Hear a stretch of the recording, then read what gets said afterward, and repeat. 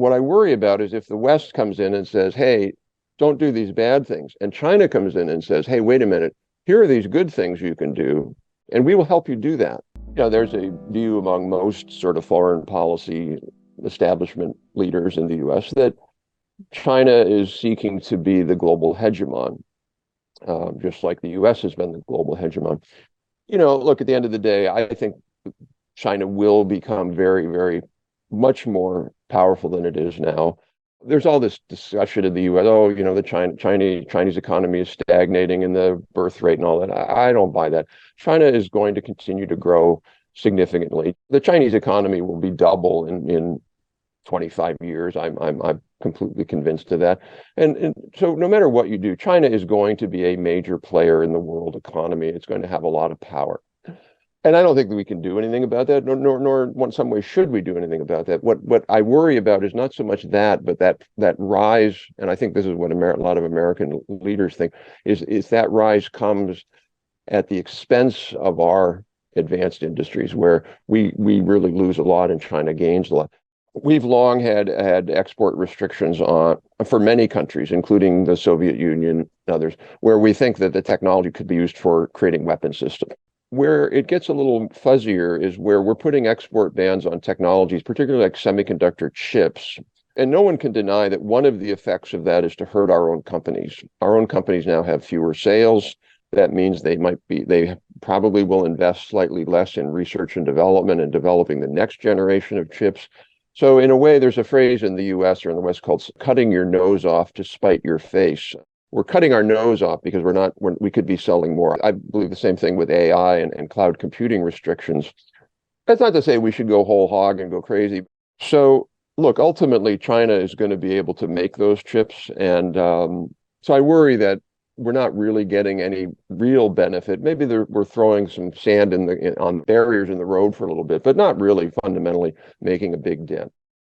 Well, the old Washington consensus was really around this idea that we would spread this kind of free market, open trade, fiscal discipline to all these countries around the world. And if they just kind of copied us, they would develop quickly and all. It was a response to some countries being so far off like Brazil being totally protectionist and Argentina running up massive, massive budget deficits and then their currency falling and in massive inflation. Okay, countries need to have good macroeconomic stability in their policy. You need to have somewhat openness to trade. I get all that. The problem with the Washington consensus today is it really doesn't give countries a path by which they can grow their economies. It's just don't do these bad things and these wonderful things will happen. And the problem today is that countries know that that's not enough. They have to be more proactive. And what I worry about is if the West comes in and says, hey, don't do these bad things, and China comes in and says, hey, wait a minute, here are these good things you can do.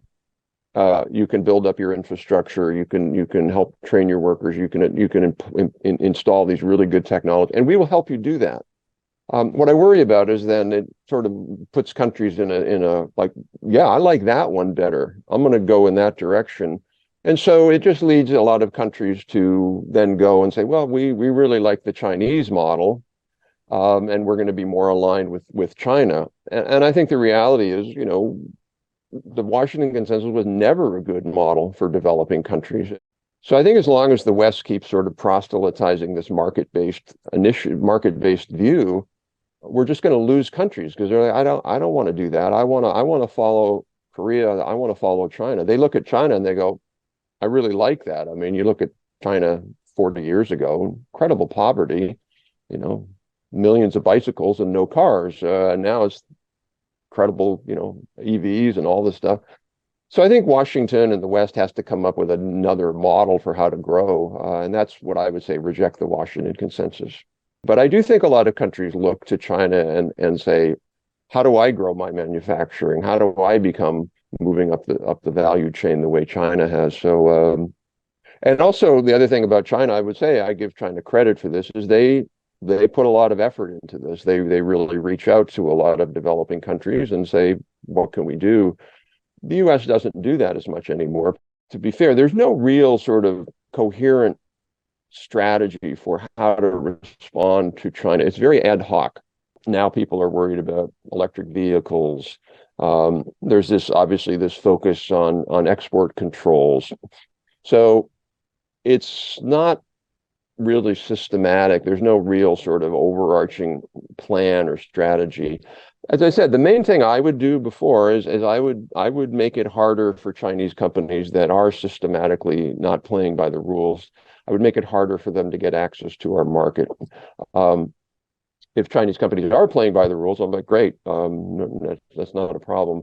And I do think that level of nuance, if you will, is what's needed in the U.S. debate. It tends to be either let's do nothing or let's go overboard and kill TikTok and do everything and 100% tariff. And I think there's a difference between where China is currently competitive, including being an innovation leader or close to the lead, and areas where they're not, but they're catching up. But robots is in that second category. The world's leading robot producers still are in Germany, Sweden, Switzerland, and Japan. I would argue, though, China's catching up very, very quickly in robotic innovation. They're certainly leading in terms of just putting robots in factories. So I just wrote a report on Chinese robotics capabilities, and China's adopting way more robotics in manufacturing than we are, and their robotics R&D is very, very far along. And so they have this center. I'm sorry, I forget the name of the town, but it's a beautiful campus, and robotics companies are all around it, and the government's putting in money to do research on robotics. Anyway, so those kind of things, just to be clear, I give China a lot of credit for that. That's a good way to compete. You're competing on just, can we get better? Can we innovate? And I don't think ultimately, there's some people in the US who would just say, well, we don't want China to do any of that. China's doing very well there. I think obviously telecom equipment with Huawei and ZTE to some extent. Electric vehicles, I think, are, it's not clear where, if China's better than, like, say, Tesla, China, like BYD and other companies, but they're certainly pretty far advanced, and they're coming at it with a low price. I think in a lot of areas, China is still behind. I think, for example, on biotechnology and pharmaceuticals, China's still behind the West, but again, making significant progress. So I think what's likely to happen in the next decade, China went from very much an agrarian and kind of not very good manufacturing economy up to a very good manufacturing economy.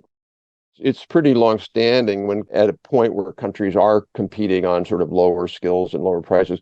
I don't think that's an attitude anymore in the U.S. Oh, made in China, it's not very good. That perhaps was when China was at the lower end of the production scale, and their products weren't as high quality oftentimes. That's not what's happening in China now. I think the next step where China is going, I believe that they will get there, is really getting a lot better in these more complicated, complex production systems and technologies. So, these glasses I'm wearing, they're from China. They're great glasses, reading glasses. They're super cheap. They're not very hard to make. But making an airplane, incredibly hard to make. Making medical devices, really high-end, complex medical devices, really hard to make. And that's where China is going, and that's where they want to go. And there's a lot of, I think, advantages China has there. One is you're graduating a significantly higher number of engineers and scientists than we are. If you look at the Chinese research articles that published scholarly scientific research articles in terms of the most cited in the world. So, anybody can publish a research article, not very hard, but getting one that's cited a lot means it's really important. And if you look at what the Australian Strategic Policy Institute, ASPI, has done, they did an analysis of Chinese, the trend in Chinese scholarly publications and how well cited they are. It's amazing. I mean, I think that's the other thing that people are not fully appreciating in the West, is that how well the science base of China has improved. It still has a long way to go, but Chinese science has gotten significantly better, and engineering has been strong. So, I think China should be quite proud of what it's accomplished there. So again, it's really across the board. But overall, I do think China is making fairly robust progress in a lot of these areas. I do think one of the advantages that China has now is that if you look at the opinion polling that some international organizations have done about sort of the attitude of the population towards science, technology, growth, innovation, I do think China has an advantage in a way because first of all, China is more hungry, like, hey, we still want this. And then secondly, I do think there's a more pro-innovation attitude among Chinese people. I was just talking to somebody yesterday on a call, and they were talking about how they were in a restaurant in maybe Shanghai. A robot delivered the food. I do think that's an advantage. China, as long as China keeps this sort of, hey, we want to be innovative, we want to keep pushing the envelope, that's a plus. You really need that as a country to be able to keep innovating and improve. So I do think that's one thing China has that's really an advantage over us. I think there is a space for sort of co-prosperity there where, we could acknowledge, of course, China is going to be, a much bigger economy in 25, 30, 40 years. And as part of that, have a much bigger role on the global stage. It's more, is that going to come with, our significant weakening and harm? So I do think that's one of the other factors that's going on. When you look at international trade theory or international economics, one of the reasons it's supposed to work is because of market forces. And a key market force is when a country's products become less competitive in global markets, either because of domestic inflation or their companies aren't as productive, the natural market adjustment process is for the currency to fall.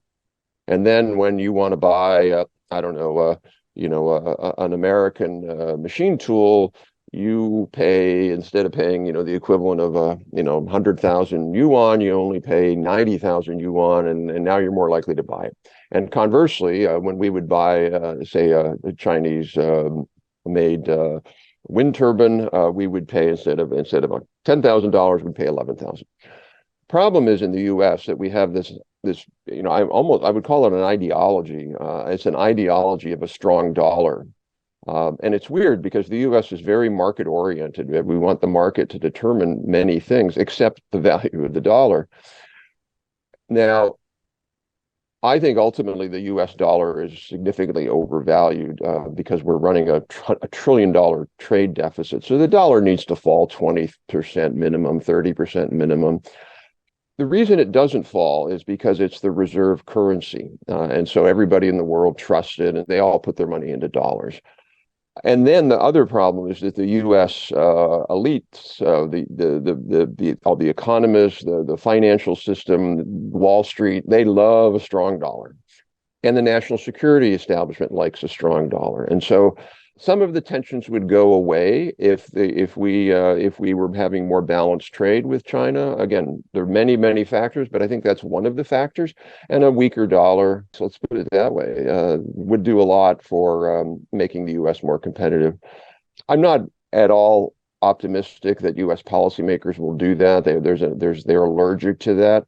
But ultimately, the global financial markets might do it because our budget deficits are so bad.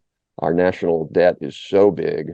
Eventually, currency holders around the world might say, well, we're not going to put the money into the dollar as much anymore. We might put it in the euro, or we might put it in the RMB, or wherever that might be. The Biden administration, they won't support a weaker dollar or a market-adjusted dollar. I do think a Trump administration might do that. And part of the reason I say that is to start advocating for a market-adjusted dollar is a very bold thing to do in U.S. politics. Whoever advocates that will be criticized a lot, and there'll be a lot of political pressure. It's not clear, obviously, if Mr. Trump will become president again, but if he is, there's some talk about perhaps Mr. Robert Lighthizer, who was the head of our trade negotiating body, might become Treasury Secretary. I think if that happens, he would advocate for a weaker dollar because he understands that very well. So I think a dollar adjustment is more likely under a Trump administration. We might see that. But I think under a Biden administration, we'll just see the status quo.